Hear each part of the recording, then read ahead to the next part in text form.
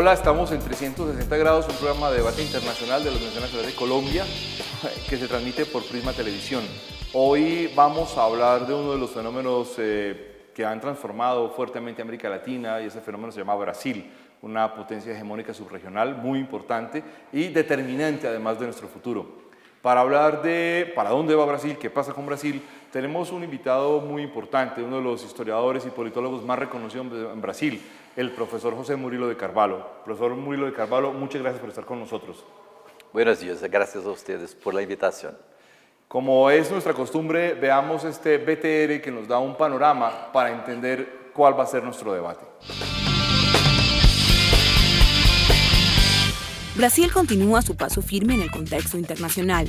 Esta, que es una aspiración de larga data, se viene haciendo realidad gracias a la coherencia económica y política que se ha presentado en las últimas administraciones.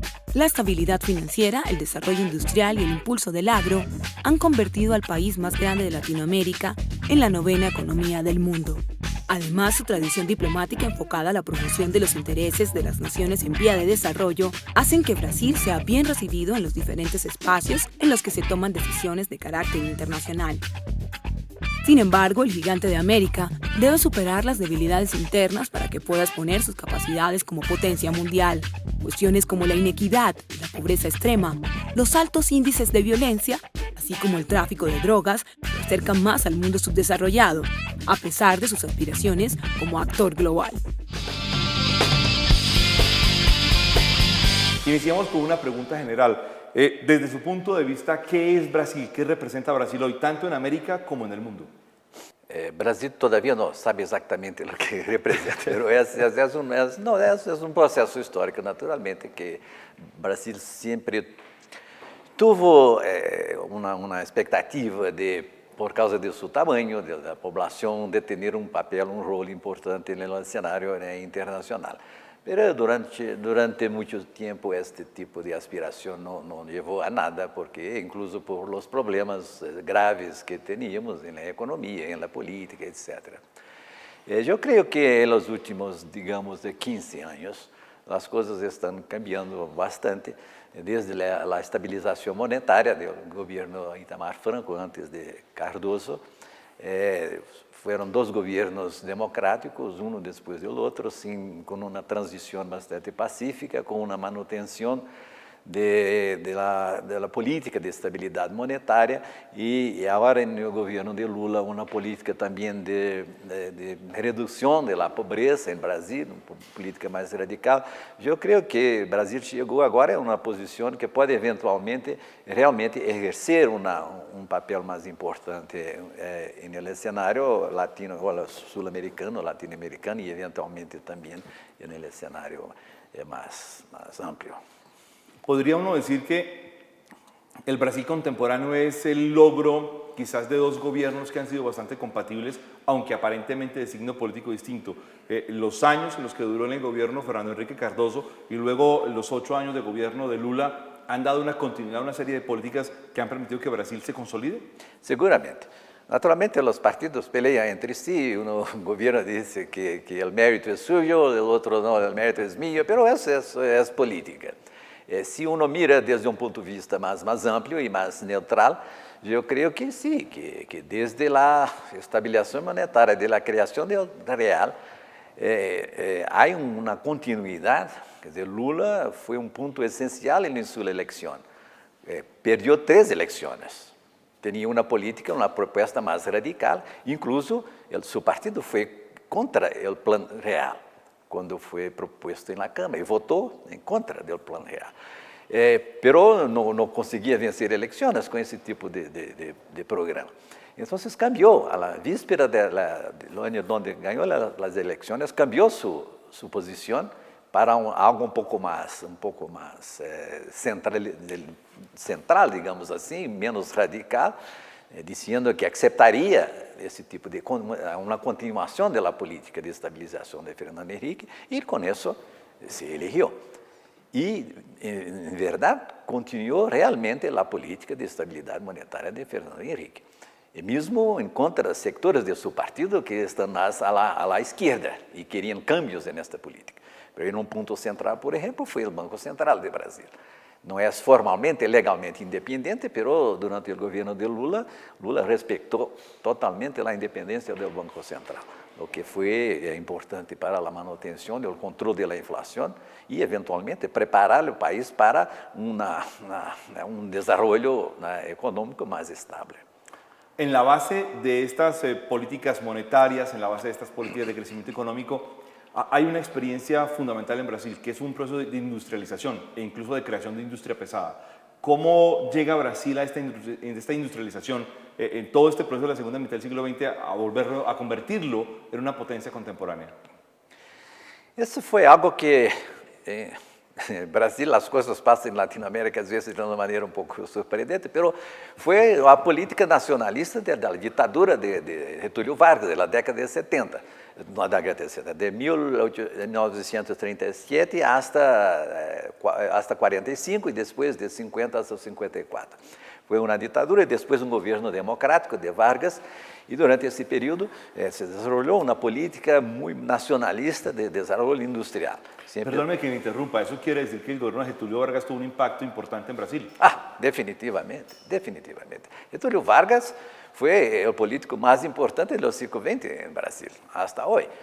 Então, porque foi uma ditadura, mas cambiou. Você pode dizer que a modernidade econômica em Brasil começou em 1830, quando Getúlio Vargas chegou ao poder. Houve um período democrático um pouco instável, até 37, então era uma atmosfera universal contra o liberalismo, as políticas liberais da democracia, como a União Soviética, o nazismo, o fascismo em Itália, e Brasil também, e outros países entraram na mesma direção. Pero Getúlio Vargas mantuvo sempre a ideia do desenvolvimento econômico. Por exemplo, negociou com os Estados Unidos a entrada de Brasil na guerra ao lado de los aliados, pero, em cambio, Estados Unidos financiou a primeira grande siderúrgica brasileira. Então, essa foi uma política, e com isso se criou também uma tecnocracia no Brasil, treinada com a mentalidade de desenvolvimento industrial. Isto se concentrou em um Banco Nacional de Desenvolvimento Econômico, e esta gente hasta hoje é muito influente. E o problema foi, então, quando se começou as políticas liberais, sobretudo depois da guerra mundial, e eu creio que países, por exemplo, como a Argentina, se liberaram, mas de uma maneira que destruiu sua indústria, em boa parte. E no caso do Brasil, não, este nacionalismo que tinha origem em Vargas, foram capazes de abrir um pouco a economia, mas é todavia uma das mais cerradas na América Latina, mas ao mesmo tempo manter as indústrias nacionais e desenvolver as indústrias nacionais. Eu creio que isso foi um equilíbrio que se conseguiu durante os governos democráticos e também se lo mantuvo durante os governos militares, que eram muito nacionalistas também. Dentro de ese complejo industrial que se crea, hay una base importante que es el complejo industrial militar y que además sirve para la industrialización global de Brasil. ¿Cómo surge esa industrialización militar? Esto surgiu durante os governos militares, de 64 hasta 85. Pero eu creio que muitas dessas indústrias, depois da democratização de 85, se desmantelaram, a exceção de la produção de aviões. A Embraer foi um produto desta época e esta sim se desenvolveu e hoje é uma das principais indústrias de aviões pequenos, tamanho médio. As outras, a indústria de armas propriamente, eu creio que se mantém, mas não tem muito impacto em la economia.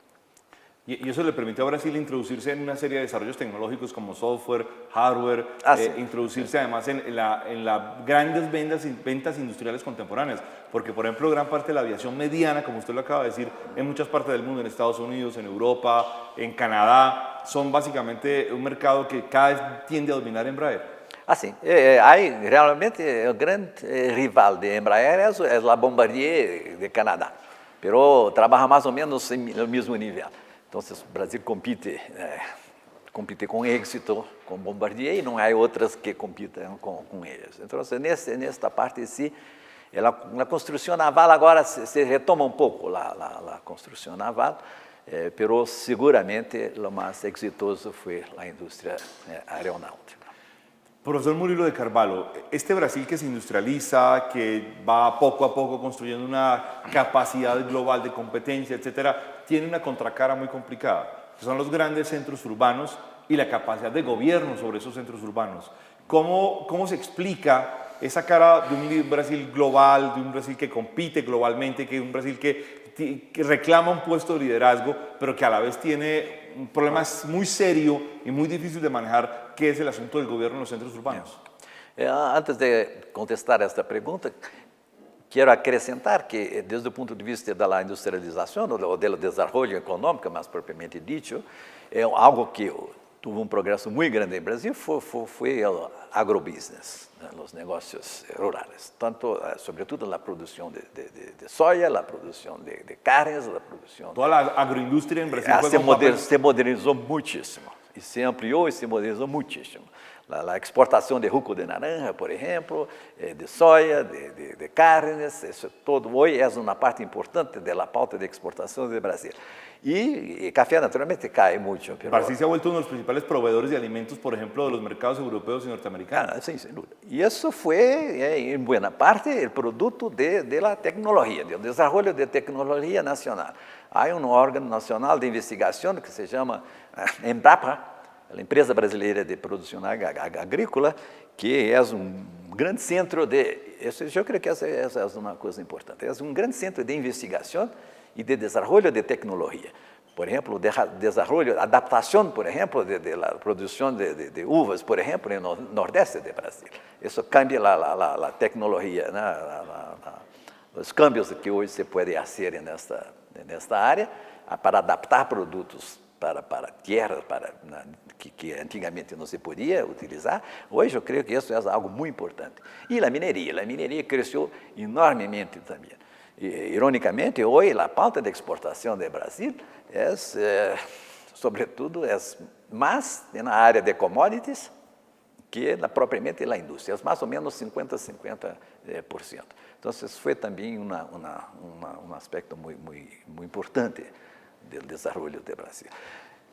Quanto à pergunta, sim, é verdade, este é problema muito sério, porque o Brasil queria ter um rol importante internacional, eu creio que é justo em termos de... Justo não, é natural, digamos.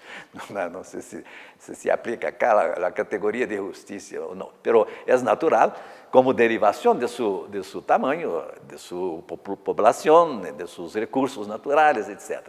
Pero, todavia, hace falta lo que mencionaste, que quiere decir, há problemas sérios em la sociedade brasileira. Um deles é a violência e a pobreza urbana, a desigualdade, que se reflete de uma maneira mais dramática como chamamos, em las favelas, nas periferias das grandes cidades, e agora com o narcotráfico, com o tráfico de drogas, nas grandes, sobretudo em Rio, mas também em São Paulo, em outras cidades menores.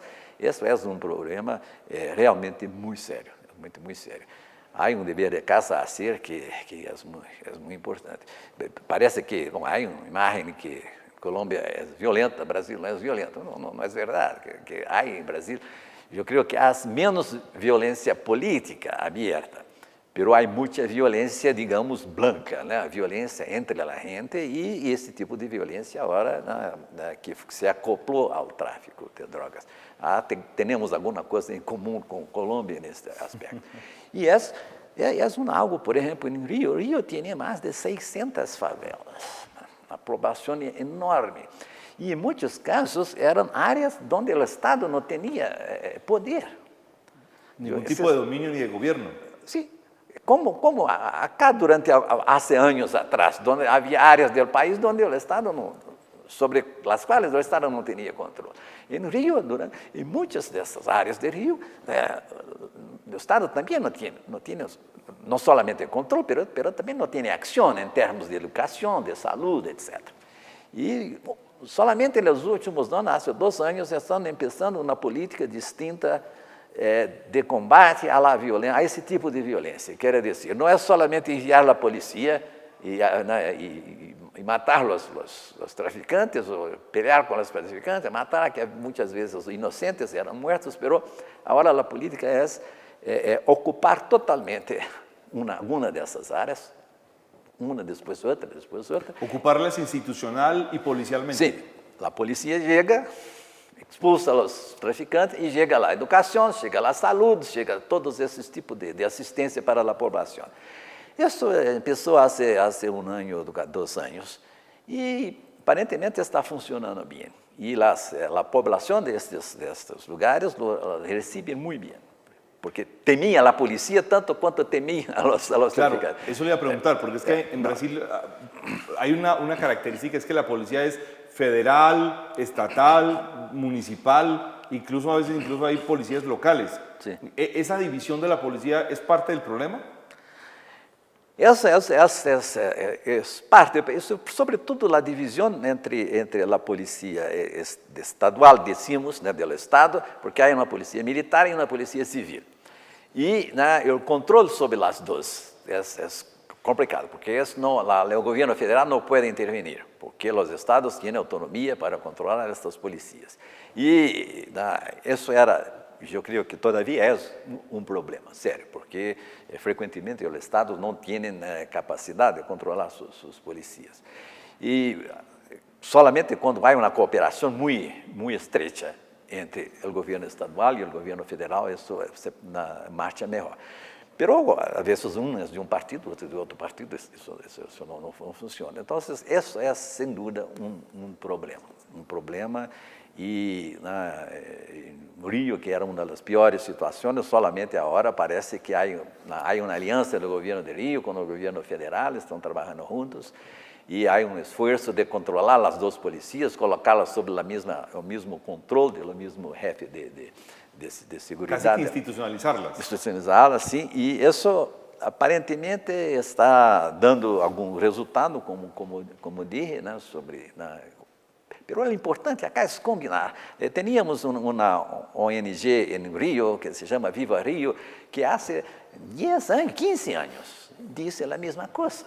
Bueno, não se pode combater solamente com a violência. É preciso que a presença do Estado nestas áreas se configure não somente por os militares, mas também por os outros serviços do Estado. E isso agora está começando. Mas é tão grande o problema que não sei se...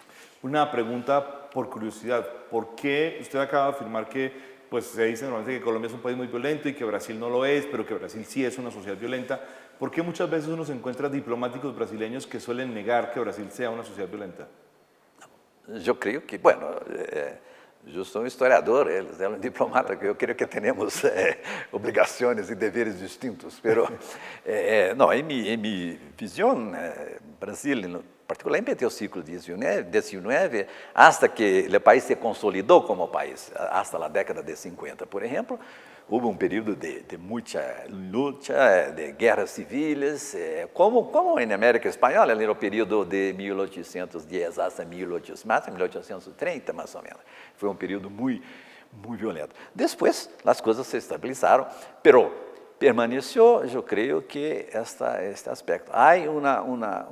Politicamente se reduziu a violência, a república foi proclamada sem violência, na Revolução de 30 em Brasil, também se hizo com algum tipo de mobilização militar, mas sem muita violência, e mesmo os governos militares em Brasil foram menos violentos que os de Chile, de Argentina, por exemplo. Pero en la vida de las personas, en la acción de la policía, en lo cotidiano, Brasil, la taxa de homicídios por 100.000 habitantes es muy alta. Es muy alta. Profesor Murilo, ¿en qué momento Brasil siente que puede empezar a convertirse en una potencia global más allá del ámbito subregional? Eu creio que, como dije, essa era uma antiga aspiração do Brasil, pero que nunca tinha oportunidade, nunca tinha condições para exercê-la.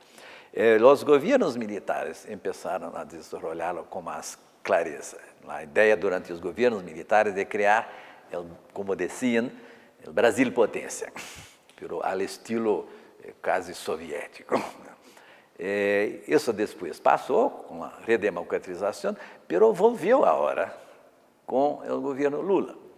A ideia de ampliar o cenário de sua ação internacional, começando naturalmente por nossos vecinos, por América do Sul. Pero a ambição de Lula é chegar ao Conselho de Seguridade das Nações Unidas. Quer dizer, ter realmente papel mais amplo. E tentou, por exemplo, mediar o conflito de Irã com os Estados Unidos e com a Europa. Não foi muito bem, mas ele tentou e pensa que, eu creio que pensa que é mais poderoso e influente do que em verdade é. Pero esta ambição, esse desejo, eu creio que está presente e me parece que vai continuar. E o problema acá, naturalmente, é saber como fazê-lo. Para os militares era uma questão realmente de poder. Olhar o poder econômico de Brasília, o poder militar de Brasília, aquele estilo tradicional de exercer influência. Eu creio que no caso desse governo não é assim. Quer dizer, há intento de fazê-lo também por vias diplomáticas, por cooperação com outros países. Por exemplo, no caso de Bolívia, nacionalizou uma petroleira brasileira e a reação de outros governos poderia ser muito dura contra a Bolívia. Mas este governo não, digo, vamos a negociar, vamos a cooperar com Bolívia. Eu creio que é tipo mais diplomático de ampliar a influência. E que creio que es más. Pero, ¿cree usted que jugó un papel importante, quizás una perspectiva estratégica de los tecnócratas brasileños en los años 70 o los años 80, de que Brasil podía jugar un papel más determinante? Yo creo que el grupo que insistió más en este punto fueron realmente los militares. Yo creo que los militares fueron los que más querían este tipo de influência internacional, que agora em Brasil estão callados, pero não estão, eu creio que o poder dos militares em Brasília é todavia muito forte. Não há agora ministro de la guerra, de la marina, de la aeronáutica, há ministro de la defensa, que é civil, pero mantêm seu poder de influência dentro do governo. E isso para eles também é ponto importante pela política externa. Si hacemos un cambio de tercio, uno de los, elementos que llaman la atención es el aspecto cultural en Brasil. Y Brasil se ha presentado como una especie de sociedad mestiza, que tiene muchos componentes. Sin embargo, eso a veces pareciera estar reproduciendo de alguna forma la guerra cultural que llaman en Estados Unidos la guerra cultural norteamericana, como si Brasil fuera una especie de bolsas étnicas separadas, lo que de alguna manera genera una contradicción con la versión de la perspectiva del mestizaje cultural brasileño. ¿Qué pasa con el ámbito cultural en Brasil? Usted está apuntando realmente para algunos problemas que son centrales en nuestro país. Es decir, el problema del rol internacional y ahora el problema de la convivencia social y el problema de la desigualdad social en el país. Como dijo una abolicionista brasileña hace más de 100 años, la esclavitud fue abolida en 1888, pero sus consecuencias, dijo él, van a estar conosco por más de 100 años. E, em verdade, as consequências estão conosco até hoje, em termos de desigualdade, os índices de pobreza, de educação, em todos eles, exatamente a população que tem alguma coisa a ver com a herência da esclavitud, em geral, tem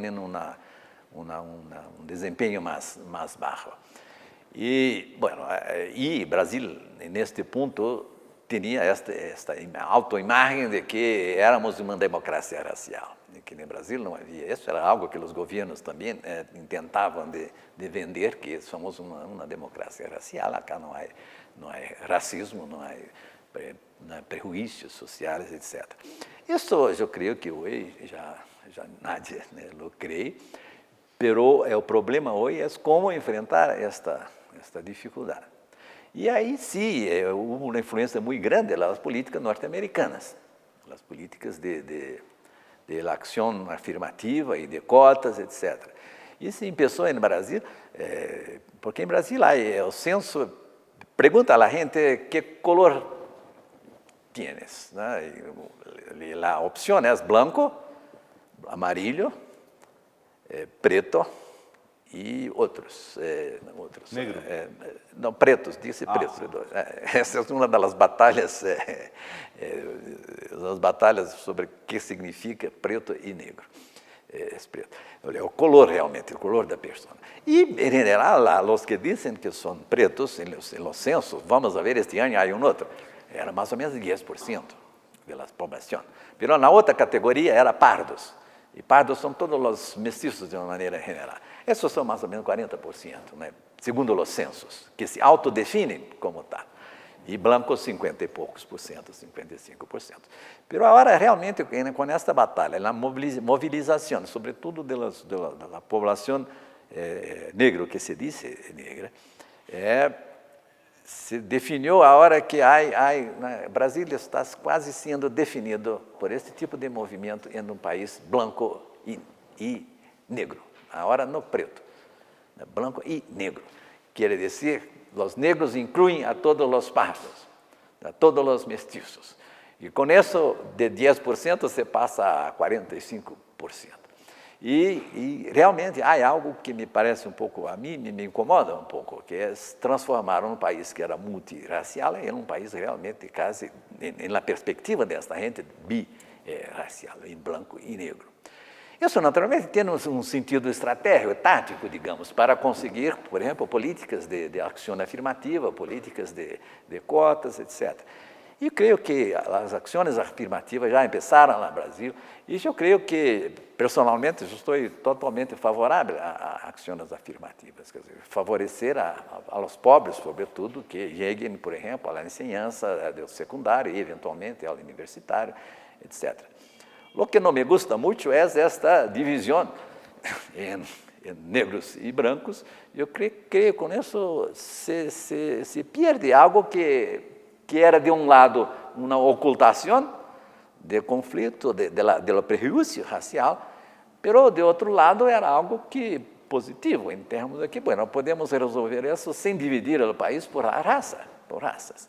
Então, é um problema, é um debate muito sério no Brasil, pero eu creio que é importante que algo se hace em benefício dessas minorias sociais, que a mim, eu já preferia que a minoria fosse os pobres. E não a raça. E não a raça. Pero há uma dinâmica social que há grupos, sobretudo negro, que querem afirmar sua identidade. Claro. Essas são coisas dinâmicas sociais que, às vezes, é difícil de controlar. Pero esta é a situação no momento. Profesor Murilo de Carvalho, muchas gracias por esta perspectiva de Brasil en esta nuestra primera conversación. Muy amable. Gracias a usted. Bueno, hemos llegado al final de nuestra primera conversación con el profesor José Murilo de Carvalho y tendremos una siguiente conversación con el profesor sobre qué viene en la política brasileña. Muchas gracias.